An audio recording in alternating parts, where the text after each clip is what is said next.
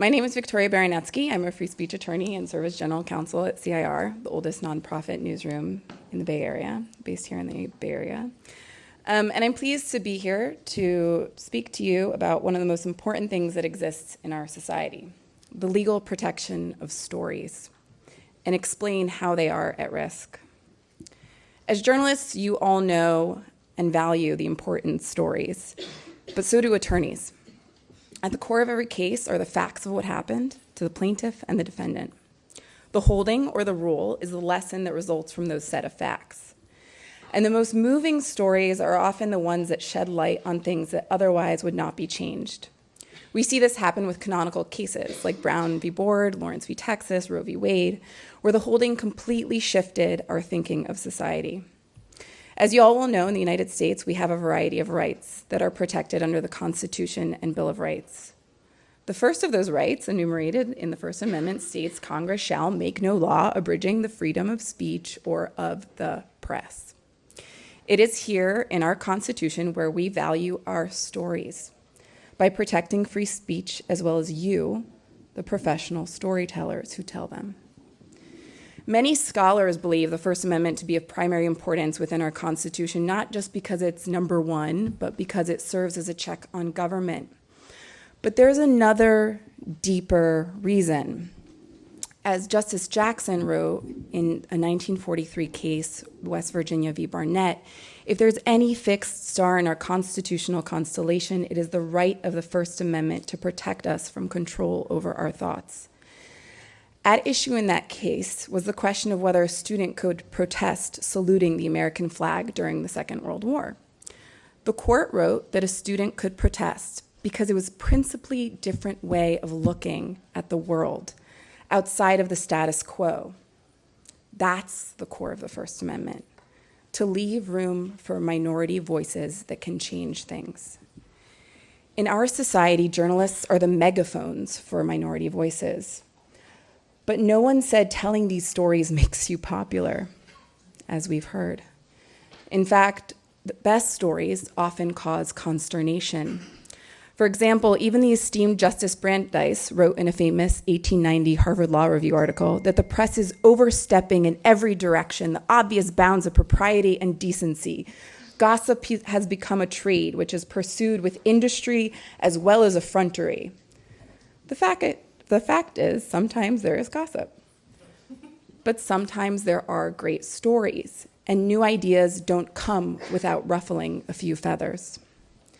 That's why nearly half a century later, another Supreme Court Justice, William Brennan, wrote in a landmark 1964 press freedom case, New York Times v. Sullivan, that the press is necessary in part because it provides a world where debate on public issues should be, quote, uninhibited, robust, and wide open. In essence, the news media works when it sparks strong reflection and discourse on issues and stories that matter in society. And if that system of story making is working well, we are living in a society of knowledge and understanding. If it is not working well, something is wrong.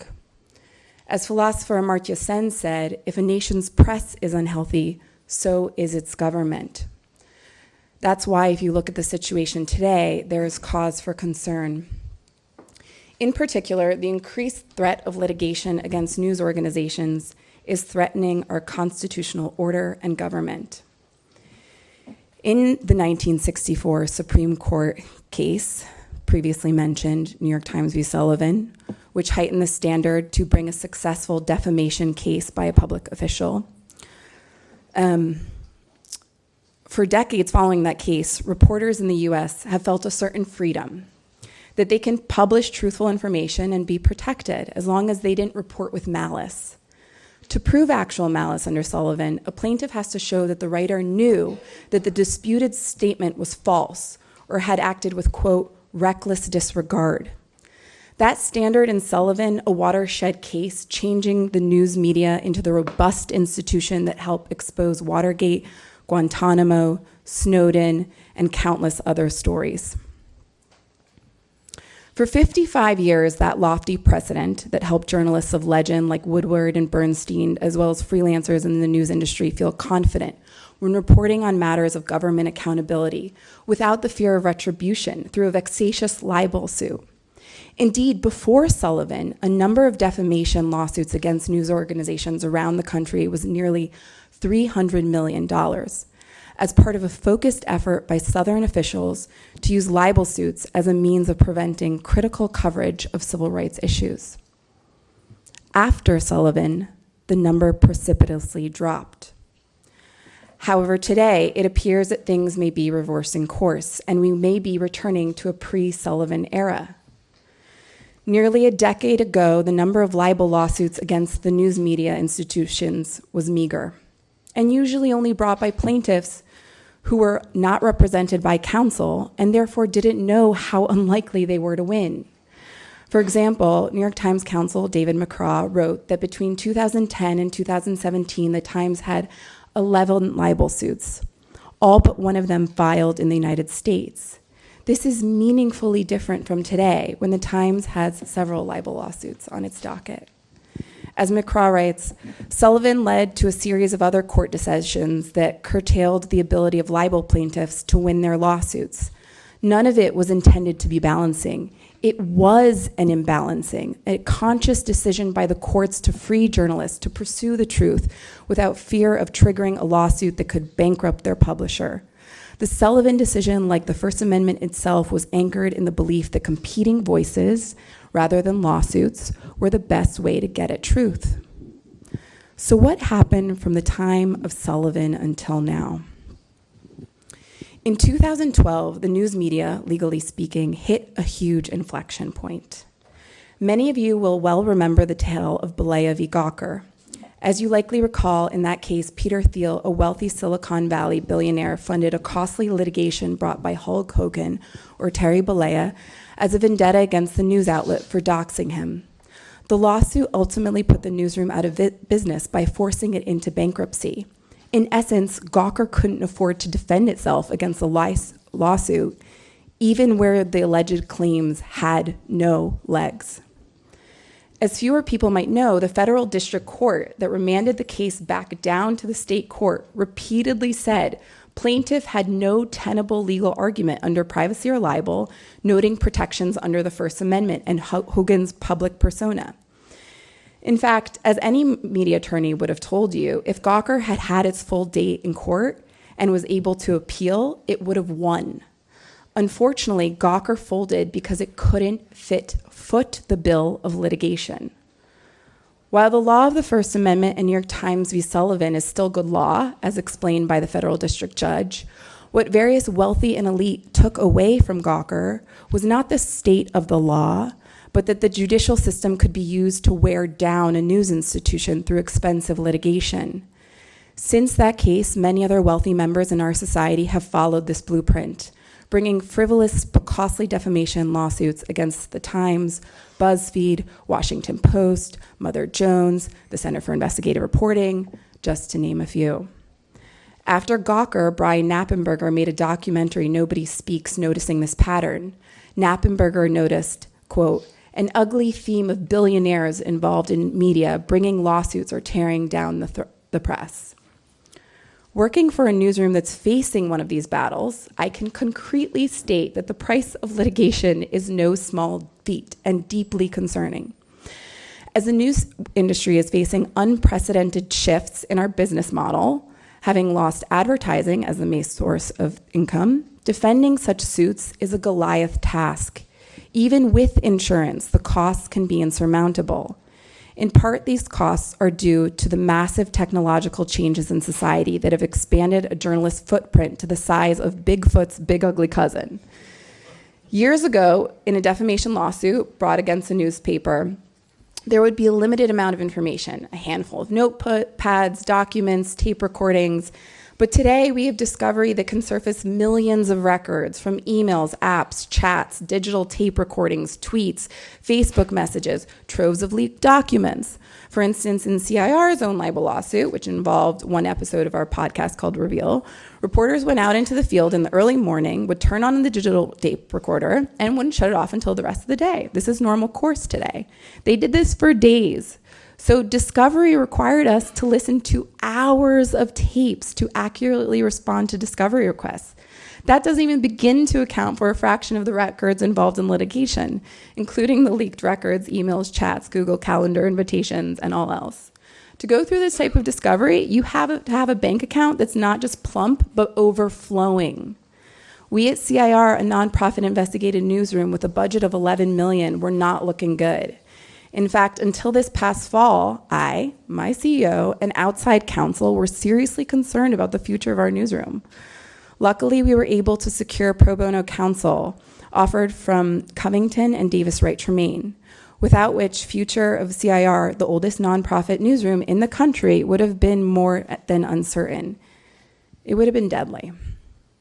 And with that end would not only have gone 40 years of legacy of investigative reporting, but countless stories about people, injustices, and tales about Americans.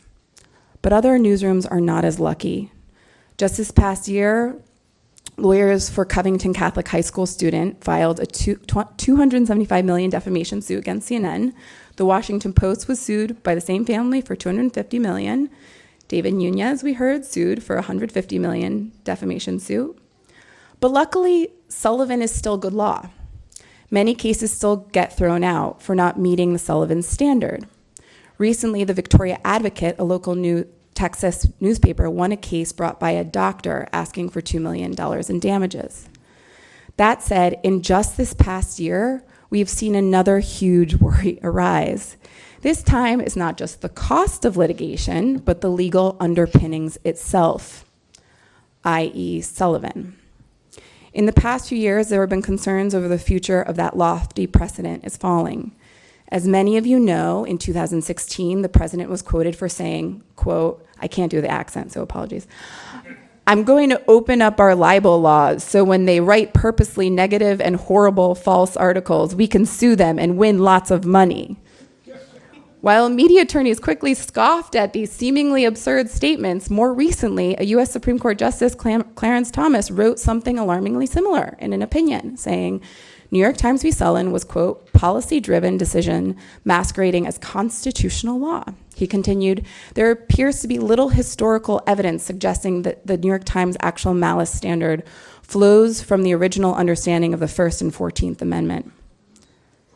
So, now that I've scared you and laid out this problem, what is there left to say? Well, despite all that, believe it or not, I'm hopeful. I'm hopeful because of the doctrine of stare decisis states that Sullivan, a half-century-old case, is not only good law, but deeply entrenched in our history. As law professor Sonia West wrote in a 2018 article, historical evidence from the founding era shows that the framers considered press freedom to be of vital importance. James Madison declared that liberty of the press to be one of the greatest bulwarks of liberty and essential to security of freedom in a state. Adams also said that a free press maintains the majesty of a people. Working in a newsroom, you certainly see this. Things have not changed. Journalists continue to be vital, deeply resilient, and majestic. But other than resilience, there are several things reporters can do to beat the bullies. And it goes back to grade school. Do your homework. Journalists today must spell out everything in a story. For instance, kept out a recent Pulitzer finalist story written by our journalists at CIR, which revealed that home loans given by banks across the country were racially disparate, was helped by us providing more detail than common. Based on a regression analysis done by our data team, our newsroom issued a white paper that delved into the specific mathematical equations that led to our shocking findings. This made all the purported claims by the banks that our findings were wrong very easy to combat because we did our homework.